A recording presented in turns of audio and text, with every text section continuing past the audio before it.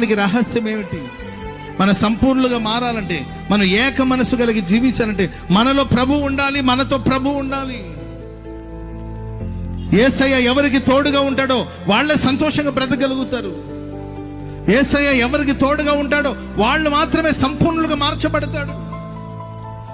దేవుడు ఎవరికి తోడుగా ఉంటాడో వాళ్ళే ఆదరణ కలిగి ఉంటారు. దేవుడు ఎవరి పక్షానైతే ఉంటారో వాళ్ళు ఏక మనస్సు కలిగి ఉంటారు. ఈరోజు చాలా చోట్ల కలవరాలు, గొడవలు, యుద్ధాలు. ఇంట్లో నలుగురు ఉన్నారంటే ఒకరికొకరు పడదండి, ఐక్యత లేదు. వీళ్ళకి వ్యతిరేకంగా వాళ్ళు, వాళ్ళకి వ్యతిరేకంగా వీళ్ళు మాట్లాడుతుంటారు. ఇంట్లో అడుగు పెడితే అత్తకు వ్యతిరేకంగా కోడలు మాట్లాడుతుంటది, కోడలకు వ్యతిరేకంగా అత్త మాట్లాడుతుంది. ఒకే ఇంట్లో ఉంటారు, ఒకే పంచాన ఉంటారు.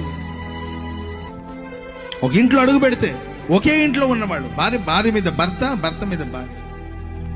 Praise the lord.